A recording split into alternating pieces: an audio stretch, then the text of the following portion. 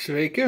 Tai va, toks tas traktorius. Kol dar turėjau Facebooko puslapį, tai keldavau šiokius tokius atnaujinimus apie šitą projektą. Nėra jis labai greitas, nes, pavyzdžiui, žiemą šalta ir šiaip. Bet kol kas turim tiek. Čia turim dar įdomių dalykų, kurie dar neinstaliuoti. Čia yra smarto radiatorius, tarp kitko. Sėdynė buvo baisiausiai išpuvus. Beveik baigta lopyti, bet tada man kažkas pasibaigė, liktais dujos, tai liko dar vieną lopą užlopyti įdėti. Ir ten viršutinį kantą su tuos iškirpimus nesąmoningus kažkokį stripelį, kažką paleisinu ir aišku kažkom aptraukti, kad nebūtų man metalo. Pradėjau laidus vedžioti, bet jie kol kas dar tik į kabiną ateina. Tai va čia nieko labai gero ir naujo nėra, nebent turim turbinos daviklį iš labai senų laikų, visai dera prie šito dalyko. O šiaip ką čia daugiau turim biškį mažesnį vairą nei paprastai. Dar aišku, langai ne visi yra, kaip tradiciškai. Šitų gumų nerandu niekur, bet galvoju panaudoti šitokius bairius. Jie turi praskirimą ir galbūt į juos sustumtos langus, nežinau dar. Čia su darbiniu velinu situacija. Biškai apsišveičiau, irgi skūra storiausia, reikės keisti rebokšlį. Baką buvau užsijėmęs, dabar jis ant veržlių tiesiog prisisuka, įvirina už vidaus veržlės ir panašiai, va tokie niuansai. Tai realiai reikalo daug, o vaizdas nelabai pasikeičia, tik kad kitą kartą baką įmanoma bus nuimti be 2 metrinių ilgintuvų ir 3,5 rankos. Tai va toks variklis, čia skaitosi D50, bet iš tikrųjų čia jau blokas kažkodėl nuo D242 ar panašių, 243, čia jau tas pats, kaip pasakyti, unifikuotas blokas, bet galva užtat D50, galva ir padaro šitą variklį D50 modeliu, nes šitoj galvoje yra degimo kameros, o tose kitose, pavyzdžiui, kaip kur šalia stovi, tai degimo kameros jau stumokliuose. Traktorių atveju generuoja PM5 arklius originaliai. O tie naujesni su to pačiu bloku, bet kitokią galvą ir tiesioginių purškimų jau apie 80 arklių, priklausomai aišku nuo modifikacijos, kurių kalnai buvo. Tai va tiek trumpai apie tos variklius. Paleidimo variklis pats per save buvo projektas, kai niekad nesirealiai variklio ardės su visokiais niuansais, bet dabar jau atsirūšiavom.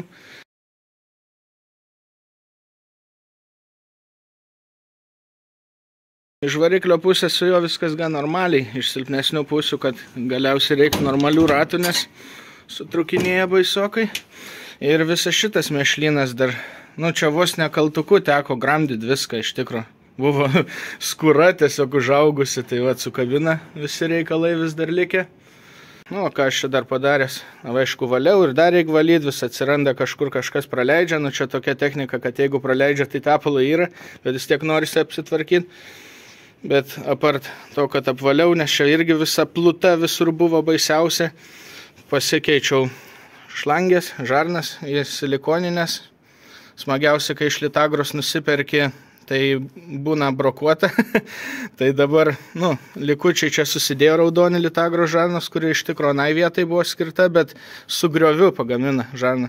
Tai dabar užtat šita va juoda, kur gal net nelabai matosi, jau yra iš Kinijos tiesiog. Niekad nebuvo problemų su kokybė. Šitą pakeičiau, kas prikolas, kad atitaikiau idealiai iš besimėtančius. Forma, išlenkimas, viskas buvo. O šita yra litagrinė žarna. Tai va tiek iš šito šono. Dar aišku turim bakelį su benzinu šitam varikliui. Čia matosi dar laidai. Plius minus pravedęs, aš čia jos reiks dar keletą papildomam funkcijom ir galiausiai gofrą, visą kitą, panaikinti šitą kaladėlę galiausiai, bet priekiai lempos praktiškai pajungta, viską, tik pačių lempučių pamirštu nusipirkti. Žodžiu, tame nesmė tame, bet esmė tame, kad elektra visiškai mirus šitam traktoriui buvo kaip visada, tai visi laidai turi būti daromi per naują, viskas nuo nulio.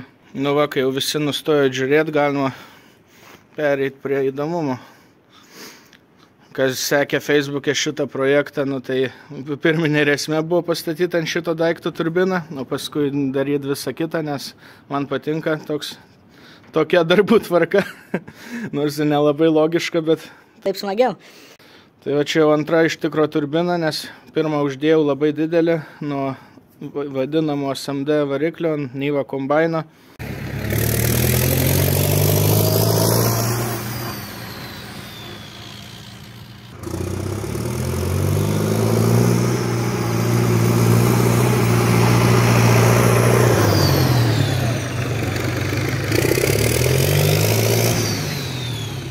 Šita turbina yra nuo Kijos 2.9 variklio, kur ant 4.7 variklio, nes išsiskaičiuoja praktiškai neblogai. Variklis visgi tai yra oro pompa, tai šitas variklis būdamas apie 2 kart didesnis, bet sukasi 2 kart lėčiau, tai toks turbinos dydis tiesiog puikiai sueina. Šitas filtras gan laikinas, kokio ant traktorius nelabai paliksi, nes dulkėtoje aplinkoje čia prisisirbs visko. Ja, turim tiesiog vamzdį ir turim vieną iš retesnių dalykų. Kadangi čia automobilinė turbina, tai reikėjo gamintis tokį įdomų flanšą vadinamą su ataugėlė.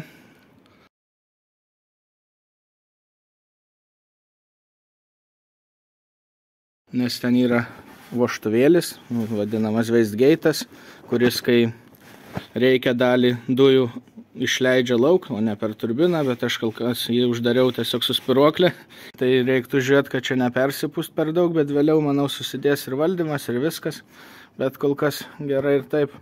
Ir aišku, dėl to žanelė čia turim užkimštą. Ir dar įdomus dalykas, šita turbina gali būti aušinama vandeniu, tai galbūt ir tą pasijungsiu. Tepimas, aišku, pajungtas per šitą vamsdelį. Biškelis sujungtas iš čia. Galima būtų sulituoti, bet tarkim dabar taip. Turim nubėgimo žarną.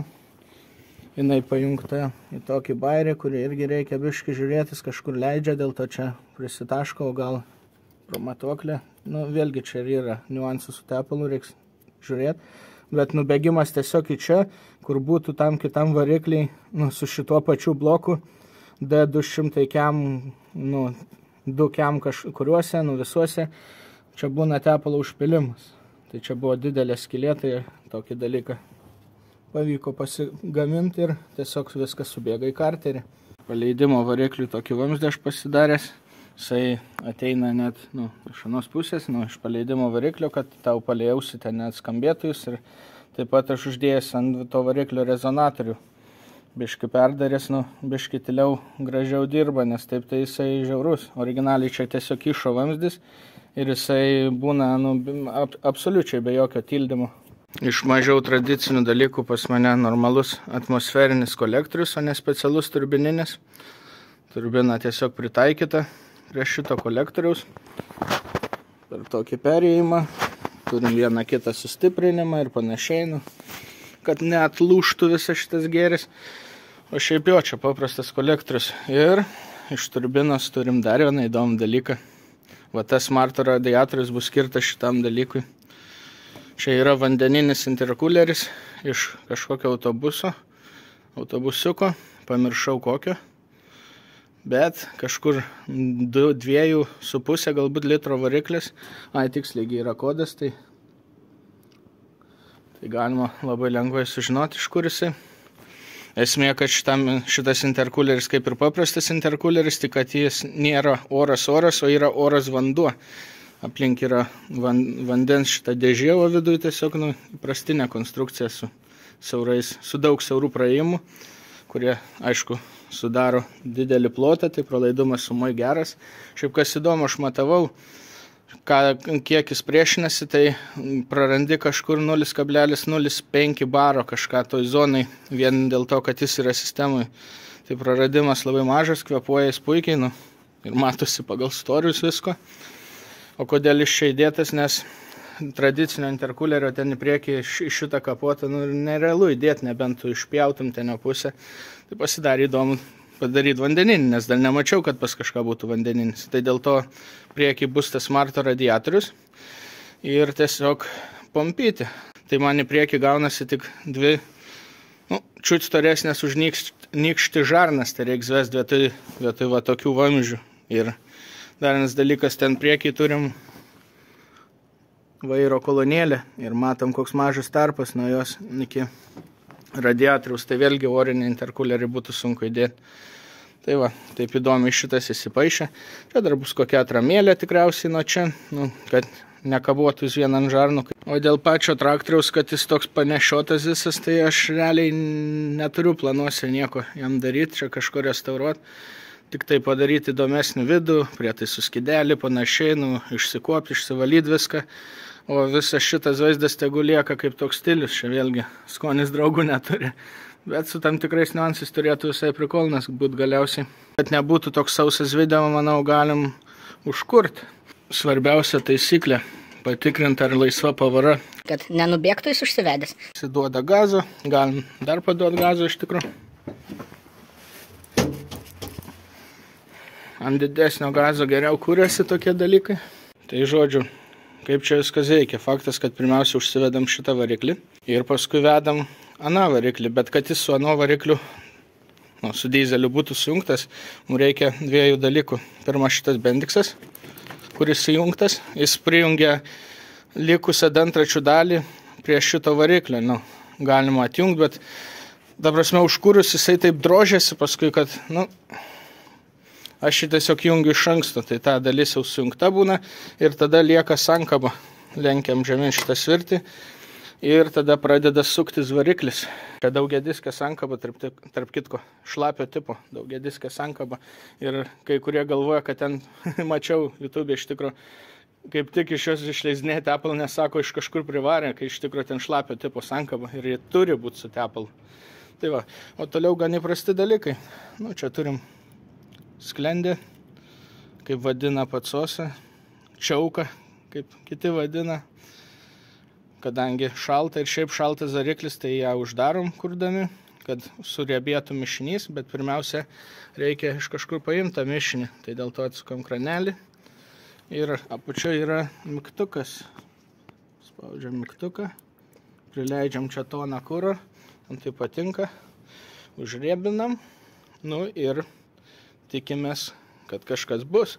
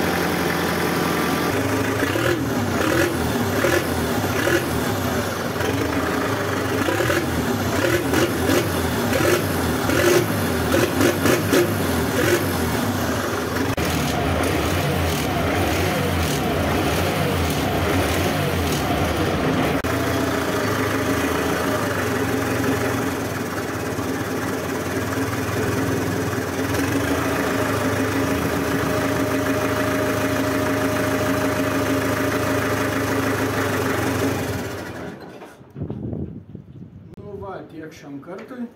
Dėkui, kad žiūrėjot ir sėkmės konstruojant. Iki.